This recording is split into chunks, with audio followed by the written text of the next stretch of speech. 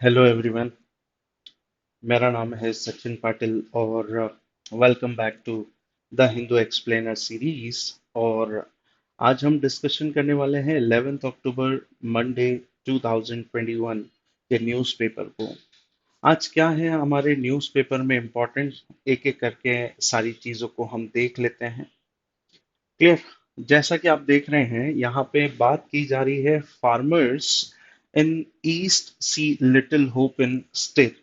यहाँ पे ये कहा जा रहा है कि भाई कि जो फार्मर्स प्रोटेस्ट है वो हमें नॉर्थ में देखने को मिल रहे हैं, नॉर्दर्न स्टेट्स में हमें देखने को मिल रहे हैं, लेकिन उसमें किसी भी तरीके से ईस्टर्न स्टेट्स का कंट्रीब्यूशन इस प्रोटेस्ट के अंदर नहीं देखने को मिल रहा है ना।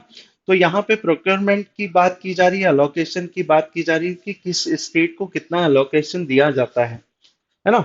तो ये सारी चीजों को लेकर के बात की जा रही है ना। जैसे कि हम बात करें कि वेस्ट बंगाल, बिहार, उत्तर प्रदेश, महाराष्ट्र में, तमिलनाडु के अंदर किस तरीके से अभी रिसेंटली इलेक्शन के टाइम पीरियड में किस तरीके का अलोकेशन हमें देखने को मिला है। ये सारे काम पीडीएस के तहत किए जाते हैं, पब्लिक डिस्ट्रीब्यूशन सिस्टम के तहत। उसके बाद में प्रोक्योरमेंट की बात करें कि वो स्टेट इसके अंदर आते हैं जहां पे सबसे ज्यादा उनसे फसलें खरीदी जाती हैं, उन स्टेट से। और उसके बाद में अलोकेशन की बात की जाए तो कौन से स्टेट के अंदर हम ये सबसे ज्यादा इन सारी चीजों को प्रोवाइड कराते हैं वहां पे। तो इन इन मुद्दों को लेकर के यहाँ पे इस पेज को कवर अप किया गया है। क्लियर। यहाँ पे आप देख सकते हैं कि एक ये जो पार्ट है जिसमें जो हमारे होम मिनिस्टर हैं अमित शाह, इन्होंने मोदी की तारीफ की है कि नॉट द डिक्टेटोरियल तरीके से काम कर रहे हैं, ये सभी लोगों से मतलब बातचीत कर करके और बहुत एक्सपीरियंस के साथ में ये डिसीजन लेते हैं देश के अंदर। यहाँ पे मोदी जी की तारीफ की जा रही है इनके द्वारा। क्लियर। और फिर आपने देखा है कि आशीष मिश्रा जो हैं, यानी state minister of the home affairs, Ajay Mishra के जो बेटे हैं आशीष मिश्रा, इनको 14 डेज की जुडिशरी कस्टडी के अंदर कर लिया गया है। जिस तरीके से मैंने आपको बताया था कि यहाँ पे ये बोला गया था कि भाई कि यदि गवर्नमेंट एक्शन नहीं लेती है तो फिर मजबूरन यहाँ पे क्या करना होगा।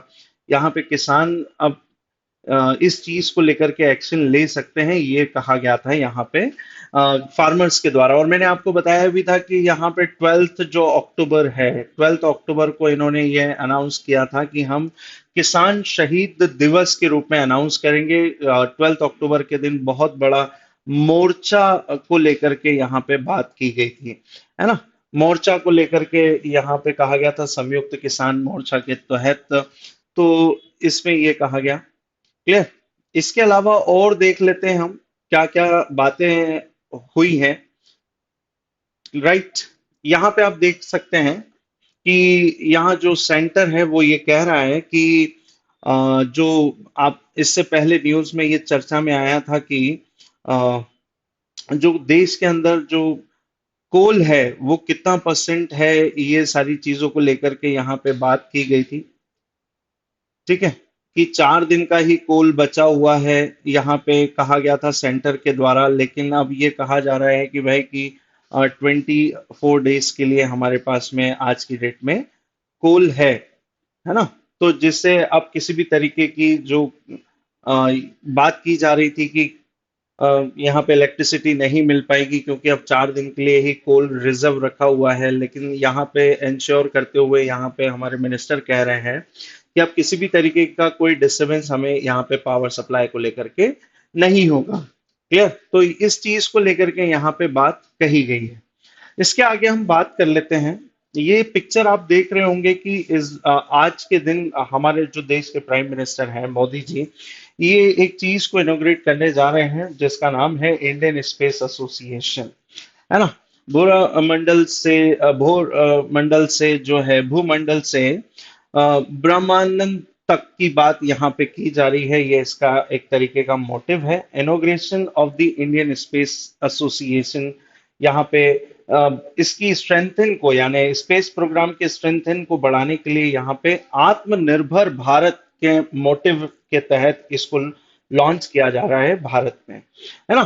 तो यहाँ पे इन चीजों को लेकर के कवर अप किया गया है इस पेज में।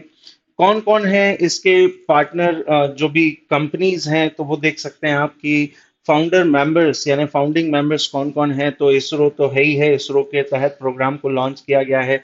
एयरटेल है, वन वेब है, लार्सन एंड टुब्रो है। इसके बाद में अल्फा अल्फा डिजाइन की बात की जाए तो यहाँ पे ये इसका फाउंडिंग मेंबर है। तो ये सारी चीजों को लेकर के यहाँ पे मैटर को कवर अप किया गया है। क्लियर?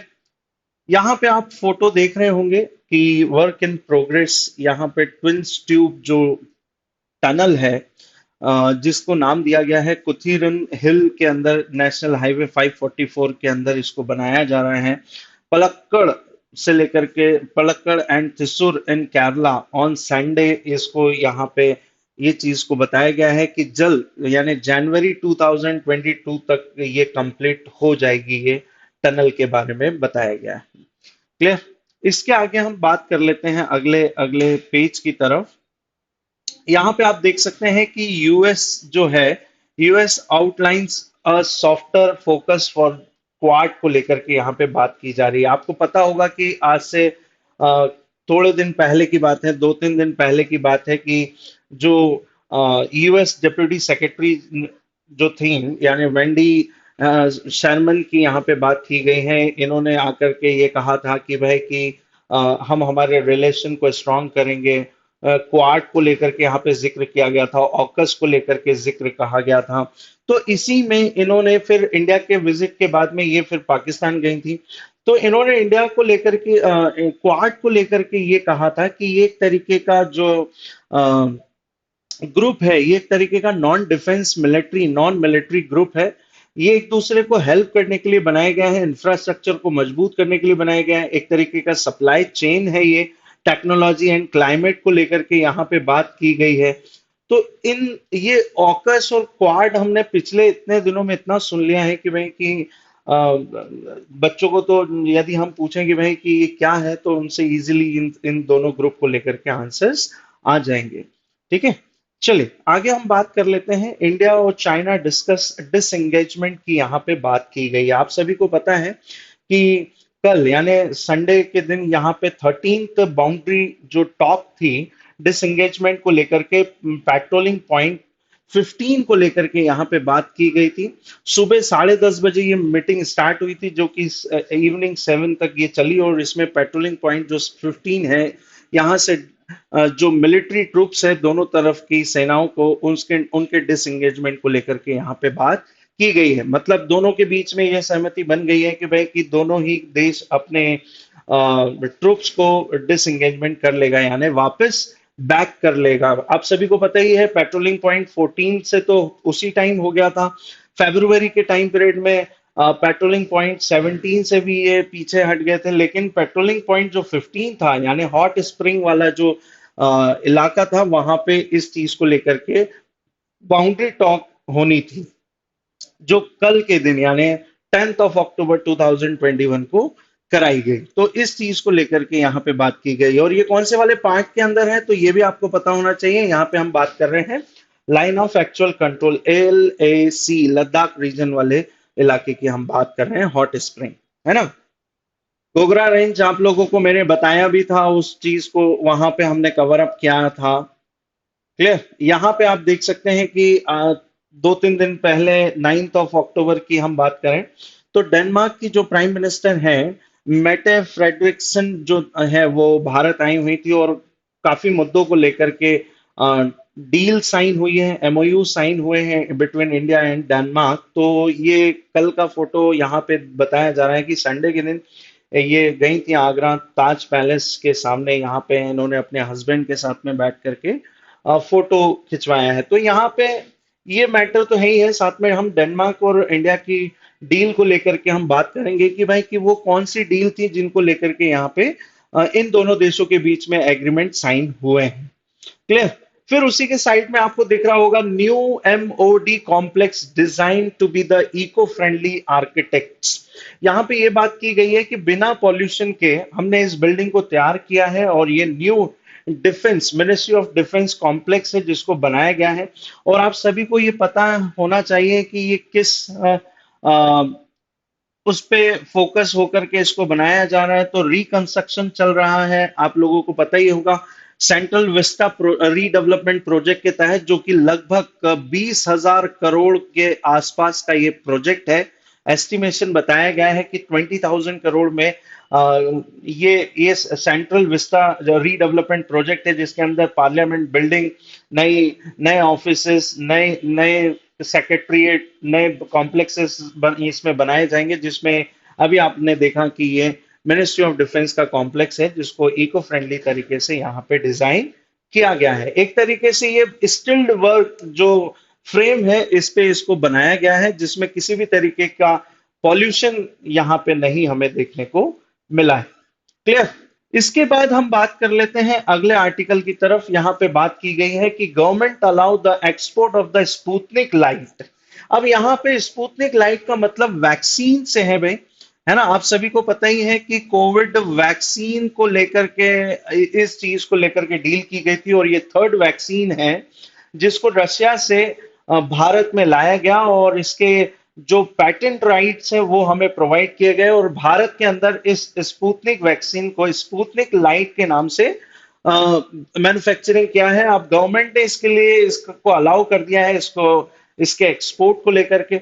अब ये स्पुतनिक वैक्सीन कहाँ से है, ये कहाँ पे प्रिपेयर की गई थी, इसको किसके द्वारा बनाया गया है, इसको हम हमारी स्लाइड में देखेंगे। आगे बढ़ते हैं हमारे अगले सेक्शन की तरफ, जिसको हम बोलते हैं वर्ल्ड सेक्शन। यहां पे आपको एक फोटो दिख रही होगी, जिनका नाम है AQ खान। ये पाकिस्तान के फादर ऑफ एटॉमिक पावर जो प्रोग्राम है, उनके फादर कहे जाते हैं। क्लियर।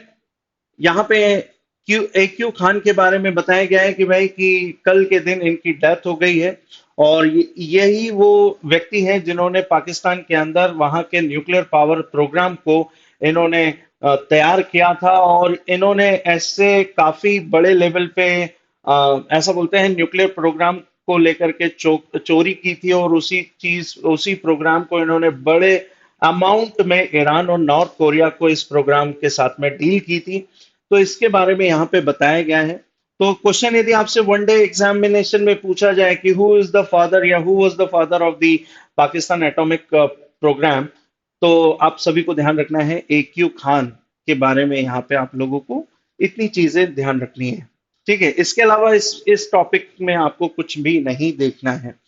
इसके अलावा अगला जो आर्टिकल यहाँ पे मेंशन किया गया है वो ये है, ईरान मेक्स 20% मोर एनरिच यूरेनियम। मतलब यहाँ पे ये चीजें बताई जा रही हैं कि जिस चीज को लेकर के न्यूक्लियर पावर जो डील है, ईरान डील जिसको कहा जाता है, उसमें यहाँ पे ये बताया गया है कि इन्होंने 20% मोर एनरिचमेंट यूरेनियम का किया है, यानी 120 किलोग्राम 20% एनरिचमेंट यहाँ पे देखने को मिला है। जबकि एनरिचमेंट को लेकर के यहाँ पे ये ये डील की गई थी कि ईरान जो है वो प्रोहिबिटेड है from the enrich the uranium above the 3.67%, इससे ज्यादा नहीं करा जाएगा ईरान के अंदर। ये कहा गया था under the deal of Iran nuclear deal 2015। ये क्या है इसको हम देख लेंगे, क्योंकि इससे ऊपर का जब एनरिचमेंट कोई कंट्री करती है तो वहां पर थोड़ा सा शक जाने ये लग जाता है कि भाई कि न्यूक्लियर एनर्जी की तरफ तो वो कंट्री काम कर ही रही है, क्योंकि लगभग मिनिमम परसेंट उसमें जो चाहिए होता है वो 3 to 5% के आसपास में न्यूक्लियर एनर्जी के लिए हमें एनरिचमेंट चाहिए होता है। लेकिन जब ये एनरिचमेंट पहुंच जाए 90-100% के आसपास में, तब वहां पर ये शक होने लगता है कि वो अपने न्यूक्लियर बॉम्ब को लेकर के या न्यूक्लियर एटॉमिक मिसाइल्स को लेकर के, एटॉमिक वेपन्स को लेकर के कहीं ना कहीं वो काम कर रहा है। तो यही थी न्यूक्लियर डील ईरान की और P5 कंट्रीज की और यूरोपियन यूनियन के बीच में। इनको हम एक एक करके देखेंगे। क्लियर। आगे के आर्टिकल में हम चलते हैं। अब आता है एडिटोरियल पेज। यहाँ पे वही मुद्दे को उठाए गए हैं जिनको हम पिछले 3-4 दिनों से आर्टिकल में देख रहे हैं। जैसे कि यहाँ पे ऑथर ने Taiwan flash point in the Indo Pacific region को लेकर के यहाँ पे बताया है कि किस तरीके के हालात जो ताइवान और चाइना के बीच में हैं, उससे इंडो पैसिफिक रीजन का जो माहौल है वो किस तरीके का हमें देखने को मिलता है। तो अब ये जो चाइना और ताइवान के बीच का डिस्प्यूट है, ये है क्या एक्चुअल में? तो आप सभी को पता है कि वन कंट्री टू सिस्टम वाली पॉलिसी को लेकर के चल रहा है चाइना। चाइना ने ये कहा है कि भाई कि ताइवान आज नहीं तो कभी ना कभी तो हमारे कंट्रोल में आएगा। ऐसा ये स्टेटमेंट शी जिनपिंग के अकॉर्डिंग दिया हुआ है। देखिए यहाँ पे मेंशन भी किया है कि must be the fulfilled and will the definitely. तो यहाँ पे ये चीजें कही जा रही है, नहीं आज नहीं तो कल कभी ना कभी तो ताइवान हमारे कंट्रोल में आएगा। ये चीजों को यहाँ पे मेंशन किया गया है भाई। क्लियर? इसके बाद में हम बात कर लेते हैं। मैंने आपको ये भी पहले बताया था कि ताइवान अपने रिलेशन चाइना के साथ में ट्रेड डील को लेकर के करना चाहता है, और काफी इन्वेस्टमेंट ताइवान ने चाइना के अंदर, और चाइना ने काफी सारा इन्वेस्टमेंट ताइवान के अंदर कर रखा है। लेकिन चाइना का ये कहना है कि भाई कि आप हमारे साथ सारी डील करिए। आपको अभी मैंने थोड़े दिन पहले ये बताया था कि चाइना ने अपने CPTPP प्रोग्राम को लेकर के यहाँ पे एप्लीकेशन दी हुई है ना, कॉम्प्रिहेंसिव पार्टनरशिप ट्रेड को लेकर के, जिसको फ्री ट्रेड एग्रीमेंट कहा जाता है, FTA, जिसमें 11 नेशंस आते हैं। ये मैंने आपको बताया था। 11 नेशंस इन्होंने अकॉर्ड को साइन किया था, या डील को साइन किया था 2018 में। और ये फ्री ट्रेड एग्रीमेंट करते हैं एक दूसरे को, है ना। फ्री ट्रेड एग्रीमेंट का मतलब होता है कि किसी भी तरीके की टैरिफ्स नहीं लगाए जाएंगे, और होंगे भी टैरिफ्स तो बिल्कुल नॉमिनल, यानी न के बराबर यहाँ पे एक दूसरे से लिए जाएंगे भाई, इंपोर्ट एक्सपोर्ट ड्यूटी जिसको हम बोलते हैं। तो वहीं पर ताइवान ने इसको लेकर के एप्लीकेशन इस ग्रुप को दी, जिससे नाराजगी जताई है किसके द्वारा? चाइना के द्वारा। तो ये चीजें यहाँ पे मेंशन की गई है। तो इससे क्या हालात हैं, किस तरीके से यहाँ पे मेंशन किया जाता है? वैसे भी आपको ये चीजें बता दूं कि यहाँ पे भी दो पार्टी का कॉन्सेप्ट है ताइवान के अंदर। KMT पार्टी के बारे में ये बताया जाता है कि KMT जो पार्टी अपोजिट में है आज की डेट में, ये चाइना के रूल्स को बड़ा सपोर्ट करती है।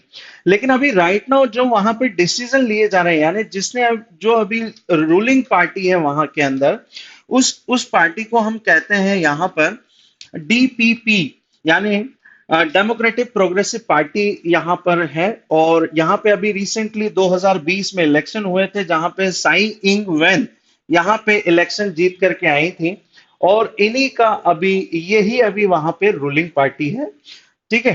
तो जो कि अगेंस्ट में जाती है चाइना के रूल्स को बिल्कुल भी यहाँ पे वो फॉलो नहीं करती है। तो ये चीजों को लेकर के इस एडिटोरियल पेज में मैटर को कवर अप किया गया है। क्लियर? यहाँ पे फिर वही बात की गई है, हाई फ्यूल कॉस्ट को लेकर के बात की गई है कि 68 ईयर लॉन्ग जर्नी के बाद में टाटा ने अपने वापस पुराने जो जिस चीज को स्टार्ट किया था, जिसको हम बोलते हैं टाटा एयरलाइंस, जिसको गवर्नमेंट ने फिर अपने स्टेक होल्ड कर लिए थे 49% एक टाइम पीरियड में। फिर उसके बाद में धीरे धीरे करके इसकी पूरी स्टेक होल्डिंग जो है वो गवर्नमेंट के हाथ में आ गई। ठीक है। इसके बाद में इस कंपनी को धीरे धीरे लॉस होने लगा।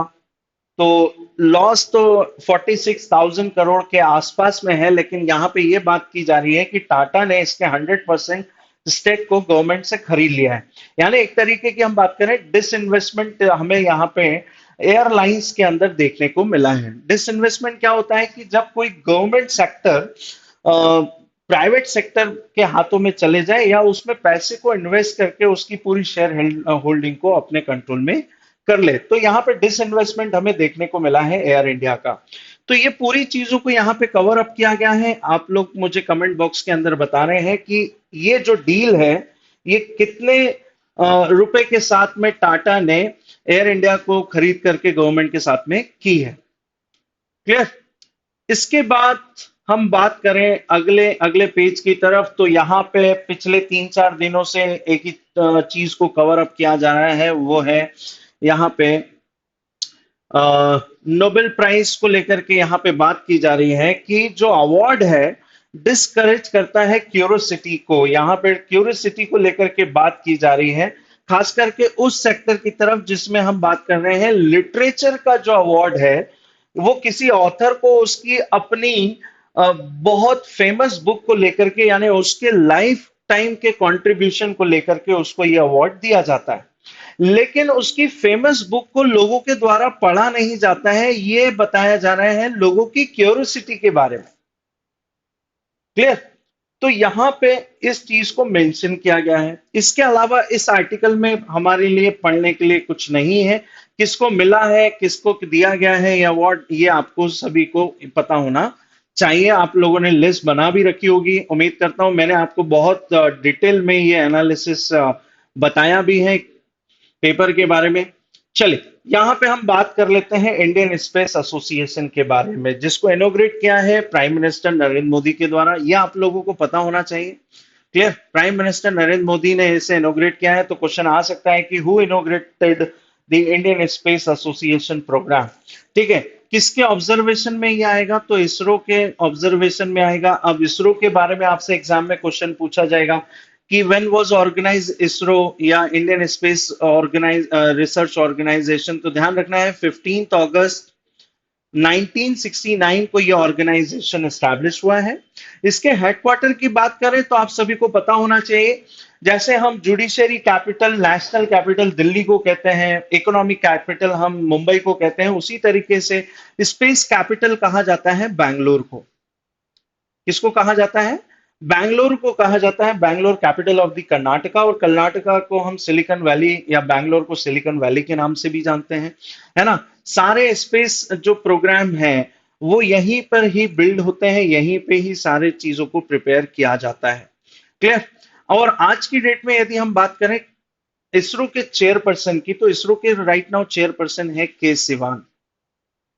के सिवान। ध्यान रखेंगे सारी चीजें जो भी मैं बता रहा हूं, प्लीज इन्हें अच्छे तरीके से नोट करते चलें। क्लियर? किसने इनोग्रेट किया है? तो prime minister of India. Clear? कौन किसके अंडर में हुआ है ये प्रोग्राम? तो इसरो के अंडर में हुआ है, क्योंकि भारत में ये सारे काम किसको दे रखे हैं? अथॉरिटी जो है किसके कंट्रोल में है? तो वो इसरो के हैं। इसरो क्या है? कई बार एक्रोनम दे दिया जाता है और पूछा जाता है कि what is the full form of the ISRO. तो इंडियन स्पेस रिसर्च ऑर्गेनाइजेशन। चलिए, अब यहां पे आपके लिए एक क्वेश्चन आ जाता है, और ये क्लैट के फाइनल एग्जाम में पूछा गया क्वेश्चन है। जैसे हमारे यहाँ के स्पेस सेंटर को, स्पेस ऑर्गेनाइजेशन को हम इसरो कहते हैं, अमेरिका के स्पेस सेंटर को नासा कहा जाता है। तो आप लोगों को नासा का फुल फॉर्म बताना है भाई। ठीक है? कई बार बच्चे इस क्वेश्चन के आंसर्स को गलत करके आते हैं, तो आप लोगों को कमेंट बॉक्स में नासा का फुल फॉर्म बताना है। क्लियर? चलिए, हम इसके पार्टनर की बात कर लेते हैं। कौन है फाउंडिंग मेंबर? तो यहां पे बात की गई है the space sector is the medium for the development of the common people, the aim of to provide better mapping. जिसको बात की गई है कि भाई कि प्रॉपरली जो है मैपिंग हमें बेटर क्वालिटी की मिले, इस चीज को लेकर के काम किया जाएगा। बेटर स्पीड को लेकर के एंटरप्रेन्योर्स की बात कर रहे हैं। Improve the forecasting, security and income for the agriculture sector. Agriculture sectors में भी हम इस चीज का बहुत अच्छे तरीके से यूटिलाइज कर सकते हैं। ठीक है? नेचुरल डिजास्टर को जो आते हैं उनसे हम बच सकते हैं। जैसे अभी आप लोगों को पता है कि गुलाब साइक्लोन आया था, है ना। ये नाम किसके द्वारा दिया गया था? जल्दी से आप लोग मुझे कमेंट बॉक्स में बताएंगे। ठीक है? कि भारत का जो कोस्टल रीजन है, आंध्र प्रदेश एंड उड़ीसा के कोस्टल रीजन में ये जो साइक्लोन आया था गुलाब, ये गुलाब नाम किस कंट्री ने दिया है या किसने रखा है? ठीक है? आपको ये बताना है। तो ये जो साइक्लोन हमारे कोस्टल रीजन में आते हैं, तो इसके बारे में हम लोगों को पहले ही पता चल जाता है। तो ये किसके थ्रू पता चलता है? तो ये सारी चीजें हमें स्पेस प्रोग्राम से पता चलती हैं कि जो भी नेचुरल डिजास्टर आ रहा है उसका इंपैक्ट क्या पड़ने वाला है, कितना इफेक्ट पहुंचेगा, तो हम उन लोगों को पहले से ही शिफ्ट कर देते हैं। तो ये सारी चीजों में और बेहतर तकनीकी, बहुत इम्प्रोवाइज के लिए हम इस तरीके के एसोसिएशन को लॉन्च कर रहे हैं। सिंपल सी चीज है, इसरो के प्रोग्राम या स्पेस प्रोग्राम में स्ट्रेंथनिंग को बढ़ाने के लिए, स्ट्रेंथन के लिए हम ये सारे काम कर रहे हैं। क्लियर? अब यहां पे फाउंडिंग मेंबर की बात कर लेते हैं। तो including the Larsen and Toubro, यहां पे बात की गई है। नाल्को की बात की गई है, टाटा ग्रुप की बात की गई है, वन बैंक, भारतीय एयरटेल को लेकर के यहां पे बात की गई है। तो ये सारे, बहुत सारी जो कंपनीज हैं, आदि गोदरेज का यहां पे नाम लिया गया है। ठीक है? तो ये कंट्रीज जो है, ये सॉरी, ये जो कंपनीज है ये इसकी फाउंडिंग मेंबर है। सबसे इंपॉर्टेंट चीज जो आपको याद रखने की है वो ये है कि इंडियन स्पेस एसोसिएशन का जो डायरेक्टर जनरल है, इसको इसका डायरेक्टर जनरल किससे बनाया गया है, तो lieutenant general Anil Bhatt has been the appointed director general of the new body. ये आपको याद रखने वाली बात है यहाँ पे। क्लियर? मैंने आपसे क्या क्या क्वेश्चन पूछे हैं, आप लोगों को उसके कमेंट बॉक्स के अंदर आंसर करने हैं। चलिए, इसके बाद हम आगे बढ़ते हैं अगले पेज की तरफ। यहां पे आपको एक टनल देखने को मिल रही है जो अंडर कंस्ट्रक्शन है। ठीक है, यहाँ पे काम चल रहा है केरला के अंदर। केरला के हिली एरिया में आपको ये टनल देखने को मिलेगी जो कनेक्ट करेगी। कनेक्टिविटी को लेकर के यहाँ पे काम किया जाएगा और उसे क्या कहा गया है यहाँ पे, work in progress second tunnel at the Kuthiran hill national highway 544। ध्यान रखना है, आपसे क्वेश्चन पूछा जा सकता है कि ये जो टनल है केरला के अंदर कौन से नेशनल हाईवेज को पे ये बिल्ड हो रही है, तो ये हो रही है 544 नेशनल हाईवे। ध्यान रखना, नेशनल हाईवे का जो भी काम है वो एनएचएआई के कंट्रोल में आता है। क्लियर? एनएचआई का मतलब यहाँ पे क्या होता है, national highway authority of India की भी बात करता है। क्लियर? सारे हाईवे जितने भी हैं वो national highway authority of India के कंट्रोल में आते हैं। और ये किसके कंट्रोल में आता है, तो आप सभी को पता है road transport and highways ministry के अंडर में आता है। और आप सभी को पता होना चाहिए कि अभी राइट नाउ हमारे road transport and highways minister कौन है, नितिन जयराम गडकरी। यहां पे आप लोगों को ध्यान में रखना है। क्लियर? यहां पे हम national highway authority of India की बात करें तो 1995 में इसका एस्टैब्लिशमेंट हुआ था। हेडक्वार्टर की बात करें तो न्यू दिल्ली के अंदर इसका हेडक्वार्टर है। जो भी चीजें मैं आपको बताता हूं प्लीज उसे नोट करते चला करें भाई। क्लियर? एंड राइट नाउ इसके चेयरपर्सन की बात करें तो सुखबीर सिंह संधू राइट नाउ इसके चेयरपर्सन। क्लियर? और कौन सी मिनिस्ट्री के अंदर आता है, तो ये मैंने आपको बता ही दिया है, मिनिस्ट्री ऑफ रोड ट्रांसपोर्ट, मैं शॉर्ट में लिख रहा हूं, एंड हाईवेज। क्लियर? आप सभी को पता ही होगा कि कौन है मिनिस्टर, तो नितिन गडकरी राइट नाउ इसके मिनिस्टर हैं।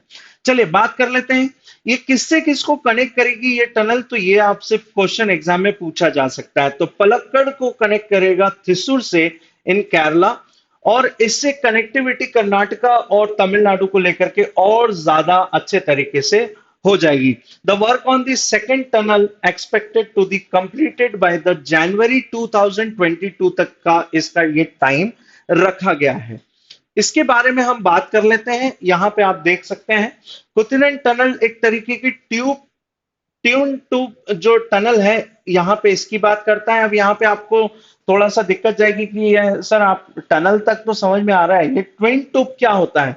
तो यहाँ पे आप देख सकते हैं कि दो तरीके की मतलब एक तरीके से आप जा सकते हैं, दूसरी तरफ से एग्जिट की बात है यहाँ पे। तो ये दो तरीके की जो ट्विन ट्यूब जो टनल है ये इस तरीके से आपको देखने को मिलेगी। तो यहाँ पे क्या है, तो कुतिरन जो है वो एक तरीके की कैसी टनल है, ट्विन ट्यूब टनल है जो कि थिसुर डिस्ट्रिक्ट के अंदर बन रही है। क्लियर?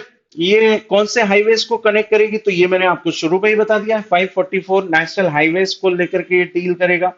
किसके अंडर में ये ऑपरेट हो रहा है, तो ये भी मैंने आपको अभी जस्ट बताया, एनएचएआई के अंडर में हो रहा है, national highway authority of India.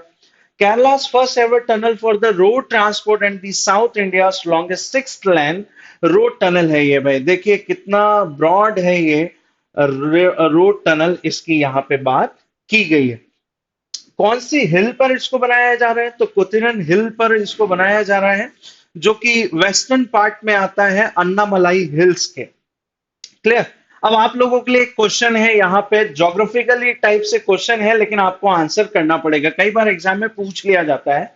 Southern India, northern India के बारे में तो आप सभी को पता ही है, हिमालय माउंटेन रेंज वर्ल्ड के हाईएस्ट माउंटेन रेंज में आता है।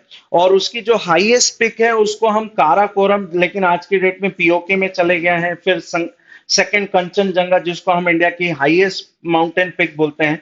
तो उसी तरीके से आपको बताना है सदर्न इंडिया की सबसे हाईएस्ट पिक कौन सी है। ध्यान रखना है, जो कि अन्नामलाई माउंटेन रेंज के अंदर आता है। क्लियर? चलिए, इसके बाद हम बात करते हैं यहां पर आपको कौन सी सेंचुरी, वाइल्ड लाइफ सेंचुरीज देखने को मिलेगी। तो इस हिल पर आपको peachy Vazhani wild life sanctuary देखने को मिलेगी। और वाइल्ड लाइफ सेंचुरी और नेशनल हाईवे तो मैं आपको बहुत अच्छे तरीके से समझा चुका हूं हमारे प्रीवियस लेक्चर में। क्लियर? और मैंने यहाँ पे क्या बात करी है कि ये कनेक्टिविटी करेगी, तमिलनाडु एंड कर्नाटक के बीच में कनेक्टिविटी को इंप्रूव करेगी। क्लियर? तो ये है इसके बारे में डिटेल में। और ये देख सकते हैं उसका पिक्चर, आप लोगों को बहुत अच्छे तरीके से समझ में आ जाएगा। क्लियर? यहाँ पे इस आर्टिकल को हम कई बार पढ़ चुके हैं भाई कि यूएस यहाँ पे बात कर रहा है क्वाड और ओकस को लेकर के कि हमारा फोकस क्या होगा। तो हम कई बार बोलते हैं कि इंडो पैसिफिक रीजन को सिक्योर करने के लिए कौन से रीजन को यहाँ पे बात की जा रही है, इंडो पैसिफिक रीजन को सिक्योर करने की बात की जाती है। तो इसके लिए क्वाड ग्रुप, जिसको हम एशियन नाटो के नाम से, या चाइना की जो मीडिया है वो यहां पे कहती है कि क्वाड ग्रुप जो है, क्वाड्रिलेटरल सिक्योरिटी डायलॉग, ये एक तरीके का मिनी नाटो ग्रुप है। क्लियर? इसके बाद हम बात करते हैं अभी रिसेंटली 15 सितंबर को एक और ग्रुप बनाया गया इंडो पैसिफिक रीजन को सिक्योर करने के लिए, वहां पे पीस को मेंटेन करने के लिए, स्टेबिलिटी मेंटेन करने के लिए। तो उसे हम बोलते हैं ऑकस ग्रुप। ऑकस में कितनी कंट्रीज हैं तो आप लोगों को पता होना चाहिए, तीन। इसके एक्रोनम में ही तीन कंट्री आपको मेंशन हो जाएंगे, Australia, United kingdom and USA.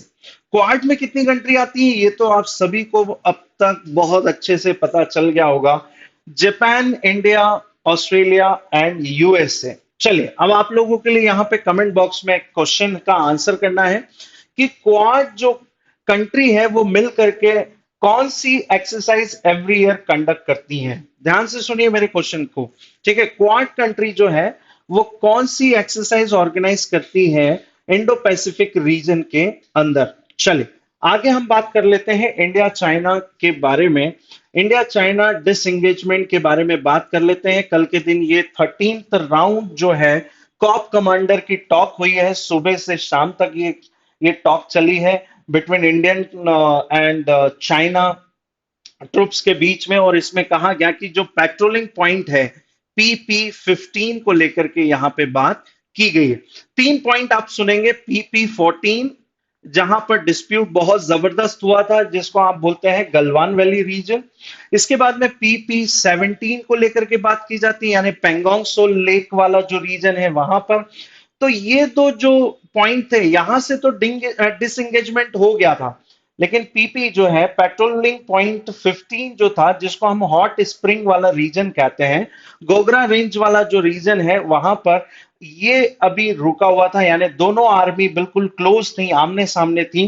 तो इसके डिसएंगेजमेंट को लेकर के यहां पे बात की जा रही थी। अब मैं आपको मैप में बता देता हूं कि वो कौन सा रीजन था, जिसमें आपको बहुत अच्छे तरीके से वो चीज क्लियर हो जाएगी। ठीक है? तो ये है वो रीजन जिसको हम एलएससी वाला पार्ट कहते हैं। 1962 आप लोगों को याद होना चाहिए, ये 1962 के बाद के हालात है जिसको हम एलएससी बोलते हैं, यानी line of actual control. LOC वाला तो आपको पता ही है, 1948-49 वाला रीजन। लेकिन 1962 में अक्साई चीन जो हिस्सा था, वो इंडिया वर्सेस चाइना जो वॉर था, तिब्बतियंस की वजह से ये लड़ाई जो हुई थी, उसको उसमें क्या लॉस हमें देखने को मिला है। तो जम्मू कश्मीर यानी लद्दाख रीजन वाला जो एरिया है, जिस पर आज की डेट में अक्साई चीन लिखा हुआ है, यानी वो किसके कंट्रोल में है, चाइना के।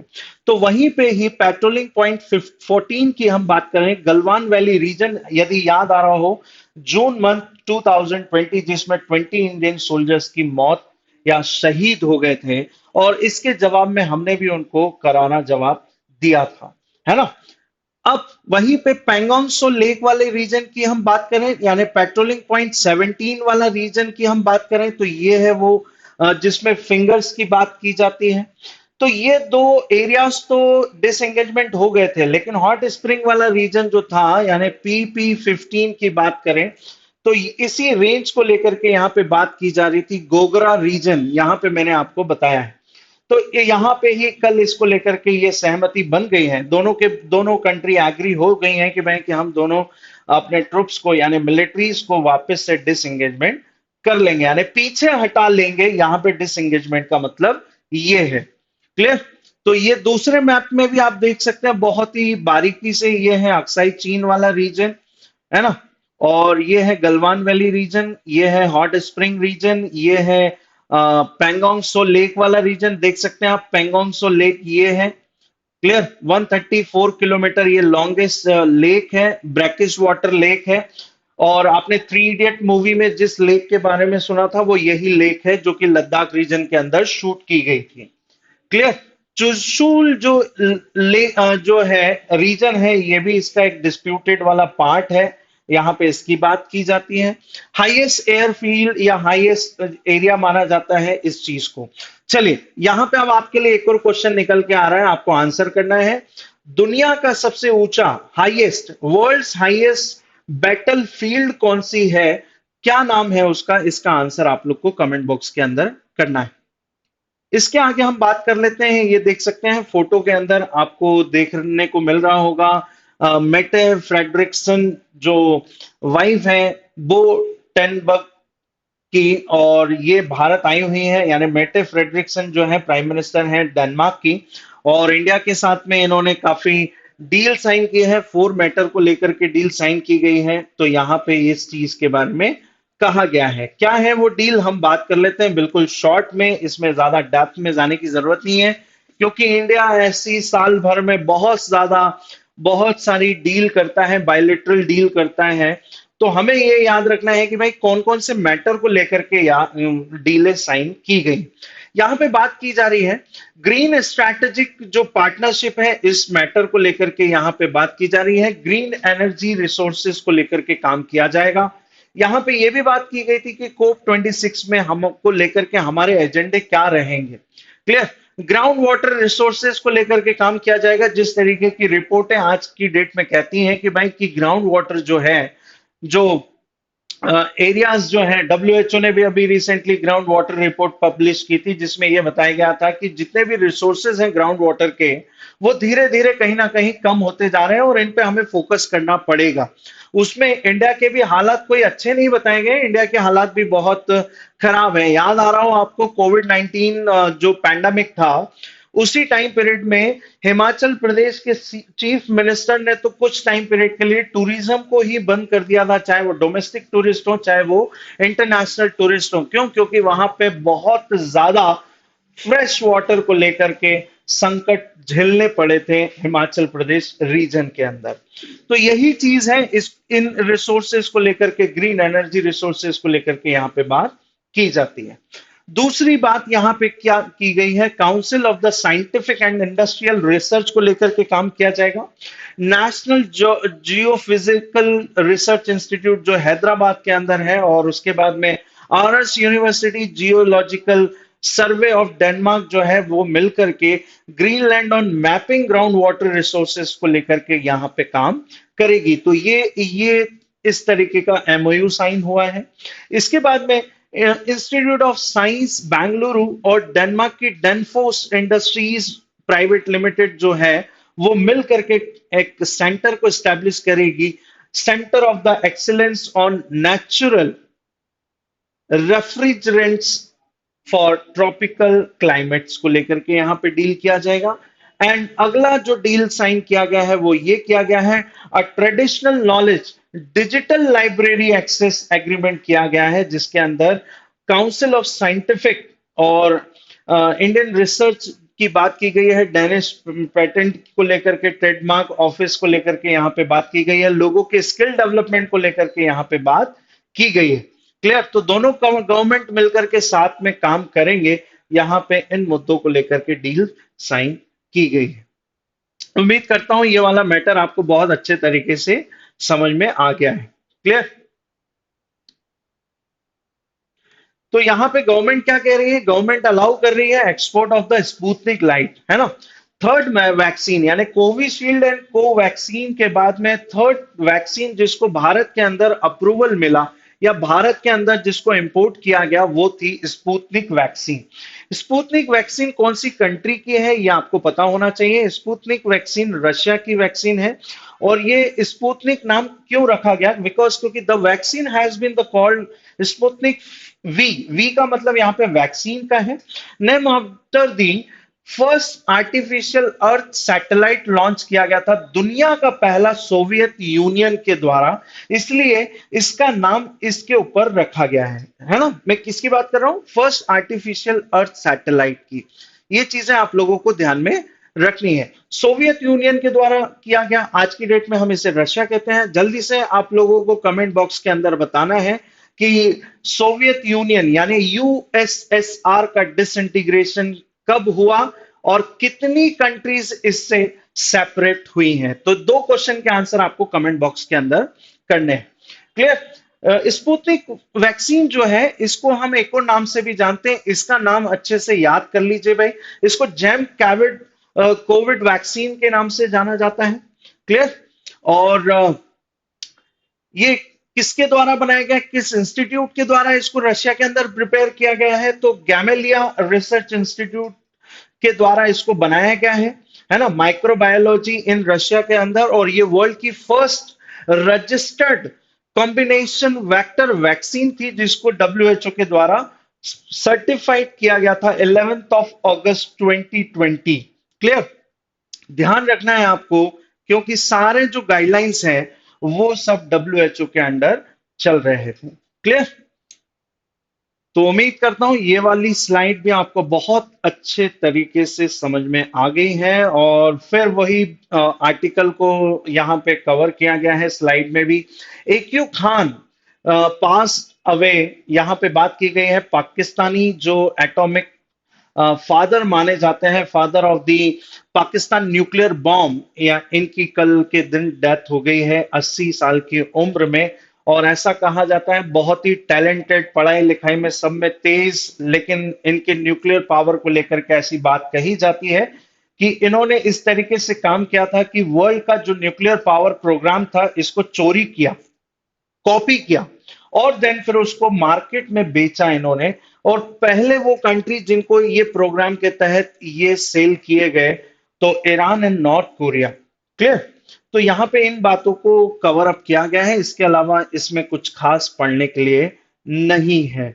चलिए अब हम बात कर लेते हैं ईरान के 20% मोर एनरिचमेंट यूरेनियम को लेकर के। जबकि डील क्या कहती है, न्यूक्लियर डील ऑफ ईरान क्या कहती है, या ईरान न्यूक्लियर डील क्या कहती है, कि उसमें 2015 में P5 nation plus Germany plus European union ने मिलकर के एक डील ईरान के साथ की थी कि आप अपने एनरिचमेंट को यानी यूरेनियम एनरिचमेंट को खत्म कर दें, और या फिर आपने जितना भी डेवलप कर लिया है अपने देश के अंदर उनको अदर कंट्रीज को सेल कर दें। मतलब कि आप अपने देश में 3 से 5% के बीच में ही एनरिचमेंट को करेंगे। यानी आप किस चीज को लेकर के एनरिचमेंट करेंगे? आप अपनी न्यूक्लियर एनर्जी को लेकर के ही यूरेनियम का एनरिचमेंट करेंगे। क्लियर?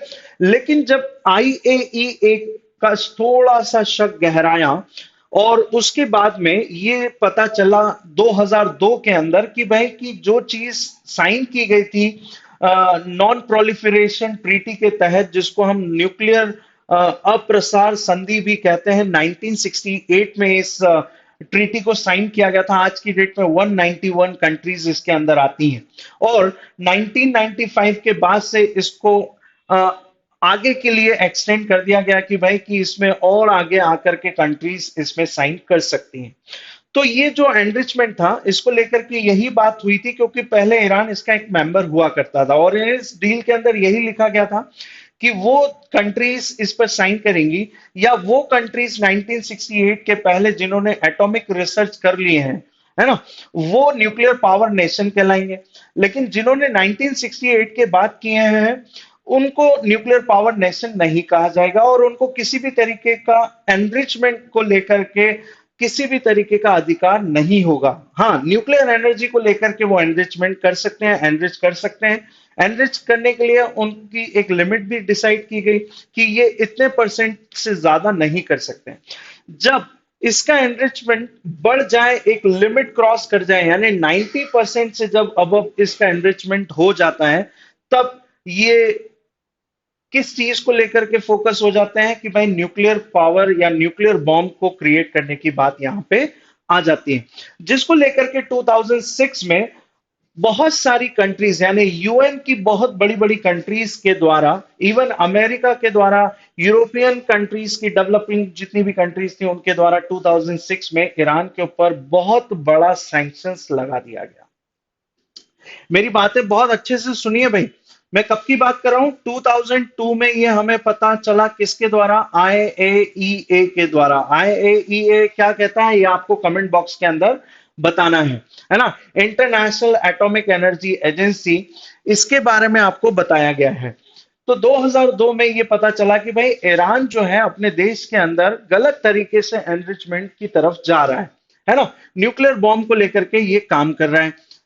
फिर 2006 तक आते आते यूएन की बहुत सारी कंट्रीज ने और यूरोपियन यूनियन की बहुत सारी कंट्रीज के द्वारा ईरान के ऊपर काफी सारे सैंक्शंस लगा दिए।